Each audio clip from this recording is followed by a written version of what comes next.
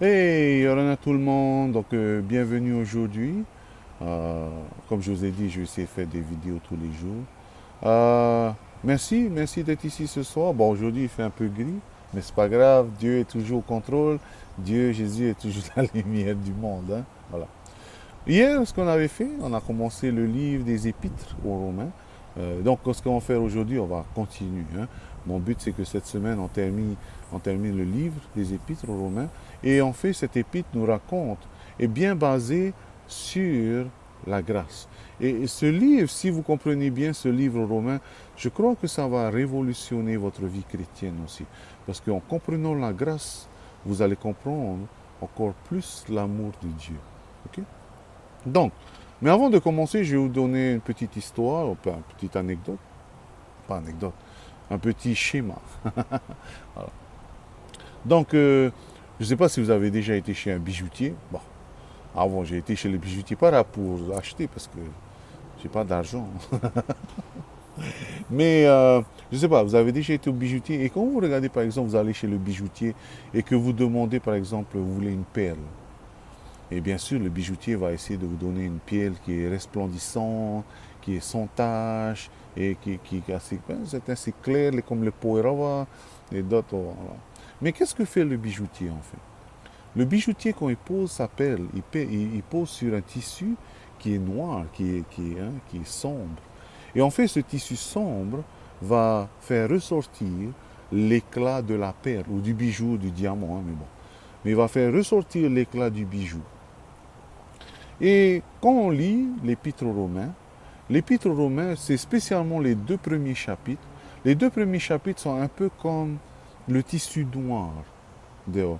Les deux premiers chapitres nous rappellent à quel point nous sommes pécheurs, à quel point nous ne méritons pas la grâce de Dieu, à quel point nous sommes perdus et à quel point on ne sait pas ce qu'il faut faire. Voilà. Et à quel point il n'y a aucune excuse de nos actions. Voilà. Donc, voilà un peu le chapitre 1 et le chapitre 2 de Romains. Qu'est-ce que ces deux chapitres disent, hein? Donc, par exemple, on peut voir... Et donc, c'est pour cela que Paul a hâte de pouvoir prêcher à Rome. Il a hâte. Il se dit, il y a tellement de choses qui se passent à Rome, il y a tellement de choses dépravées, des choses qui sont vraiment immorales. Et il a hâte. On peut lire par exemple dans Romains chapitre 1, verset 13 à 15. Je ne veux pas vous laisser ignorer, frères, que j'ai souvent formé le projet d'aller vous voir, afin de recueillir quelques fruits parmi vous, comme parmi les autres nations. Mais j'en ai été empêché jusqu'ici. Je me dois aux Grecs et aux barbares, donc ceux qui ne sont pas juifs ou les Romains en fait, hein, ou voilà, aux savants et aux ignorants. Ainsi, j'ai un vif désir de vous annoncer l'évangile à vous qui êtes à Rome. Et la raison pour laquelle, c'est que Paul, c'est bien sûr, lui, il était assez philosophe. C'était un grand haut placé chez le Sanhédrin, c'était un pharisien. Et lui, c'est exactement qu'est-ce que... Parce qu'il était dans ce camp-là. Il était dans le camp des ignorants. Et donc, lui, c'est exactement que malgré toutes ces personnes croient que leurs œuvres sont bonnes, Paul vient de décrire là que, vous savez, maintenant que vous êtes chrétien, aux yeux de Dieu, vraiment, les œuvres d'un homme, d'une personne, sont mauvaises. Et c'est là qu'il faut voir. Maintenant qu'on est chrétien, vous savez, malgré qu'on fait toutes choses, il n'y a qu'une chose qui est bien et qui est bon et qui est pur aux yeux de Dieu. Et qu'est-ce que c'est que cette chose? C'est son Fils, Jésus-Christ. Lui seul était parfait dans ce monde, lui seul est parfait.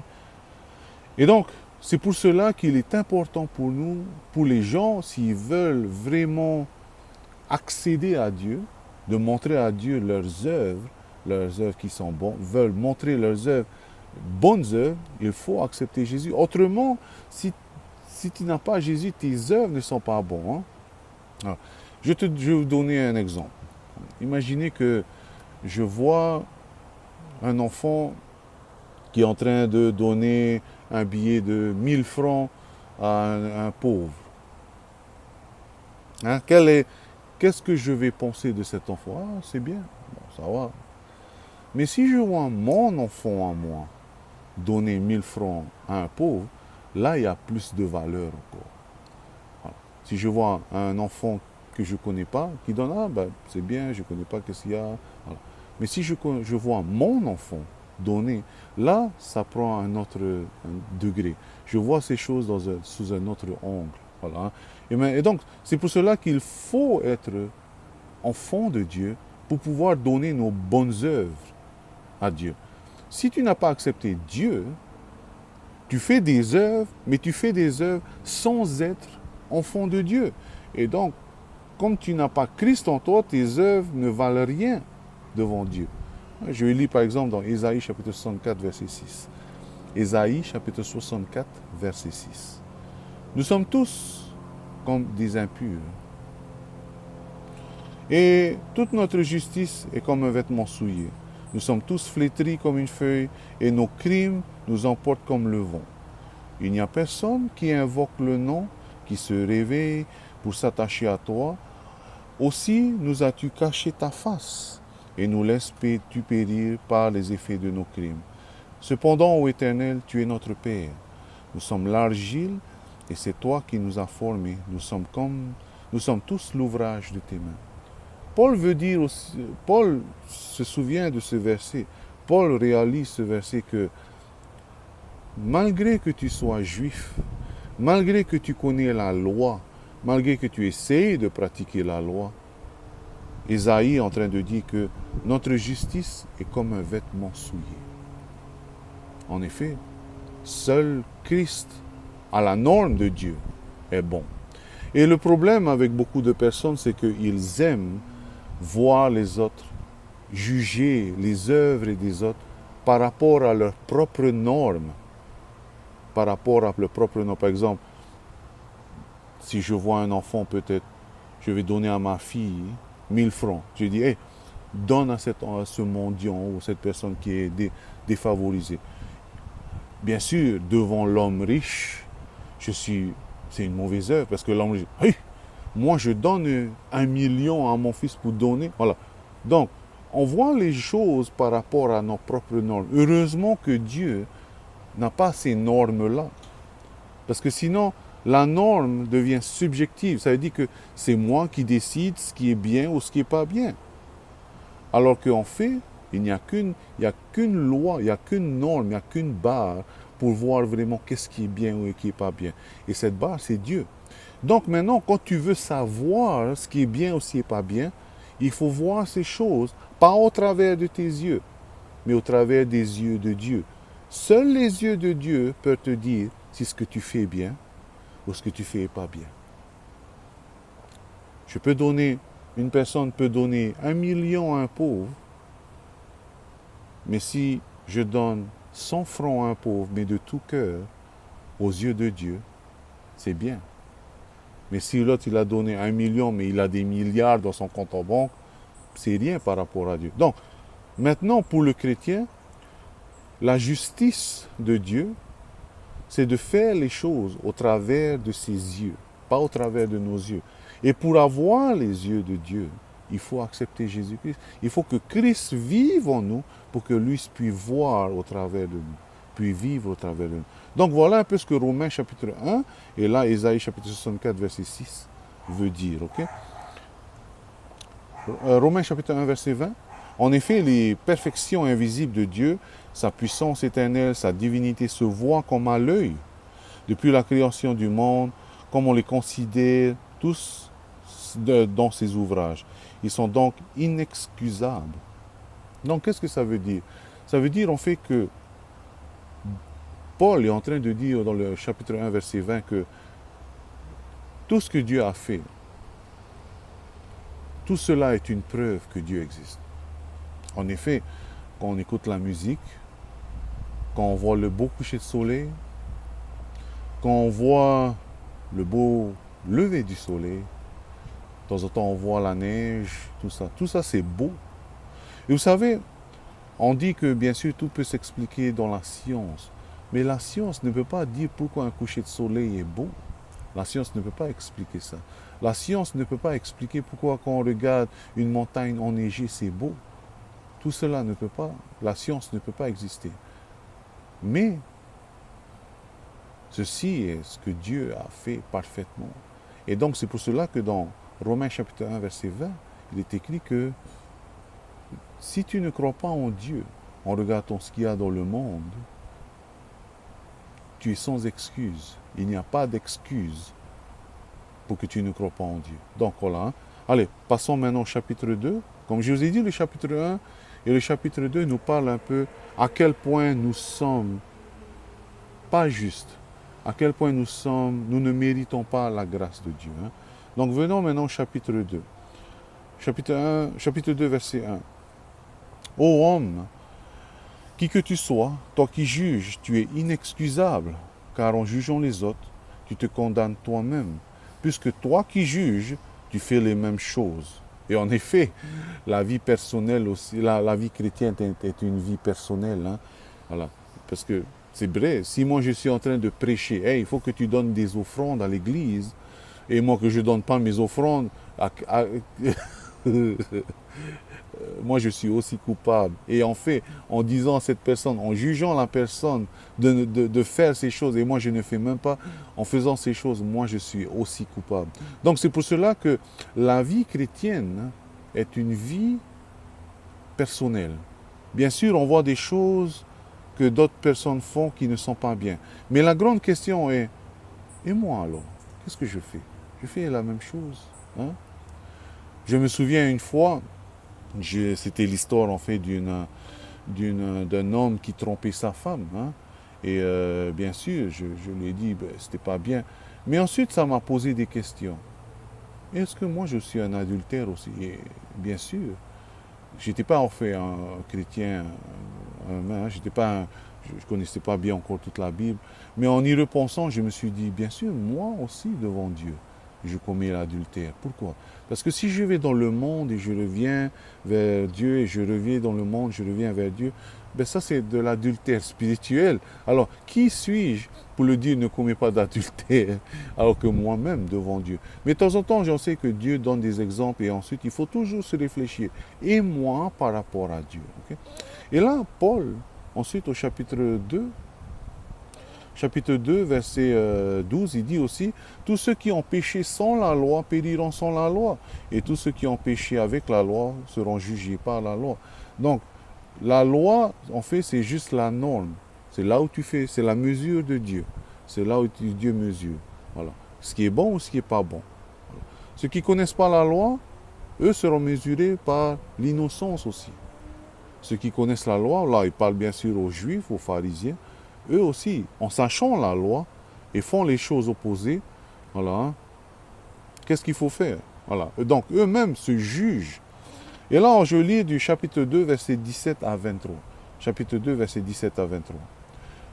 Toi qui te donnes le nom de juif, qui te repose sur la loi, tu te glorifies de Dieu, qui connaît sa volonté, qui apprécie la différence des choses, étant instruit par la loi. Toi qui te flattes d'être le conducteur des aveugles, la lumière de ceux qui sont dans les ténèbres, le docteur des insensés, le maître des ignorants, parce que tu as dans la loi, la règle, la science et la vérité. Toi donc qui enseignes les autres, tu ne t'enseignes même pas toi-même. Toi qui prêches de ne pas dérober, tu dérobes. Toi qui dis de ne pas commettre d'adultère, tu commets l'adultère. Toi qui as en abomination les idoles, tu commets des sacrilèges. Toi qui te fais une gloire de la loi, tu déshonores Dieu par la transgression de la loi. Alors qu'est-ce que Paul est en train de dire là? Là, je suis sûr qu'il est en train de s'adresser aux Juifs et dit, arrêtez de juger ces personnes-là. Hein, vous vous souvenez, l'Église aux Romains était aussi composée de non-juifs. Et donc, en revenant, les Juifs ont commencé, je suis sûr, à imposer la loi. Non, il faut suivre la loi. Et là, Paul est en train de dire, hé, toi qui imposes la loi, dans ta vie personnelle, tu es aussi coupable de la loi. Parce que tu dis que tu ne dérobes pas, mais tu dérobes. Tu dis alors de ne pas commettre d'adultère, mais toi tu commets l'adultère. Et donc c'est pour cela qu'il est important de dire. Et c'est là qu'on voit en fait la différence entre un chrétien et une personne religieuse. Le chrétien fait ses choses personnellement. Le religieux, qu'est-ce qu'il fait le religieux? Il aime bien pointer du doigt aux autres. Voilà. Voilà. Voici la différence en fait. Bien sûr, ça c'est la fin du chapitre 2. Les gens sont coupables de ce qui... parce qu'ils savent qu'est-ce qu'il faut faire. Mais malgré qu'ils savent ce qu'il faut faire, ils font l'opposé, ils font les choses... Voilà. Donc, Paul est en train de dire que même si vous êtes chrétien et que vous jugez les autres par la loi, vous êtes aussi coupable. Vous êtes aussi coupable. Nous, chrétiens, qui savons ce qui est bien, ces choses doivent être personnelles d'abord. Et donc c'est pour cela que quand on lit Matthieu chapitre 7, le verset que tout le monde connaît, ne juge pas de peur d'être jugé. Bon, ça ne dit pas de ne pas juger, mais ça dit comment il faut juger. Il dit, regarde la poutre dans ton œil d'abord, avant de regarder la paille dans l'œil de l'autre. Regarde-toi d'abord. Et quand tu seras plus... Par exemple, moi, si... je sais pas moi, par exemple... je sais pas, qu'est-ce que je peux dire de moi. Par exemple, si je dis, j'ai un petit penchant pour un peu trop de mal, hein. Quand je vois du matéti, je mange trop. Hein. Voilà, il n'y a pas d'arrêt, n'a que de l'avant. Voilà. Par exemple, je peux pas dire à une personne, hey, il faut que tu regardes ce que tu manges. Hein. Attention à ce que tu manges. Alors que moi, je me goinfre. Voilà. C'est juste un exemple. Hein. Voilà. Donc ça, c'est le chapitre 1. Chapitre 2, on voit à quel point que ceux qui ne sont pas juifs sont coupables, mais ceux qui sont juifs sont aussi coupables. Mais, on arrive au chapitre 3 maintenant. Le chapitre 3 dit que malgré que nous sommes impurs, malgré que nous ne méritons pas, malgré que nous n'avons aucune morale et que nos œuvres sont comme un vêtement souillé, il y a une porte de sortie. Romains chapitre 3, versets 21 à 31. Mais je lis le Romains chapitre 3, verset 20 d'abord. Car nul ne sera justifié devant lui par les œuvres de la loi, puisque c'est la loi que vient la connaissance du péché. En effet, ce n'est pas en faisant la loi que tu vas enlever ton péché. La loi, c'est juste pour te dire que tu es un pécheur. Tu ne peux pas changer. Hein? Tu ne peux pas changer. Jésus a dit que même si tu convoites une femme ou un homme, tu as commis l'adultère dans ton cœur. Voilà. Hein? Et il est écrit dans Romains chapitre 3, verset 23, car tous sont péchés et sont privés de la gloire de Dieu. Chapitre 3, verset 24, et ils sont gratuitement justifiés par sa grâce, par le moyen de la rédemption qui est en Jésus-Christ. Chapitre 3, verset 27. Où est donc le sujet de se glorifier? Il est exclu par quelle loi? Par la loi des œuvres? Non, mais par la loi de la foi. Car nous pensons que l'homme est justifié par la foi, sans les œuvres de la loi. Voilà. Donc, qu'est-ce qu'il fait? Nous sommes justifiés, pas par notre loi, parce que jamais on ne pourra se justifier. Jamais on pourra se nettoyer par la loi. La loi est juste là pour nous dire que nous en sommes pécheurs. C'est comme si vous avez un os qui est cassé et que vous allez chez le docteur et que le docteur vous montre ce papier-là et dit « Ah, ben tu as un os qui est cassé ». La loi, c'est ça. La loi montre juste que ton os est cassé. Mais ce n'est pas la photo qui va te guérir. Non, il faut le docteur. Et là, la loi est en train juste de te dire que ton os est cassé, que ta vie spirituelle, ton âme est perdue. Et donc, qu'est-ce qu'il faut faire? Il faut aller voir le docteur. Et qui est ce docteur? Ce docteur est Jésus. OK? On s'arrête pour aujourd'hui et on se retrouve demain.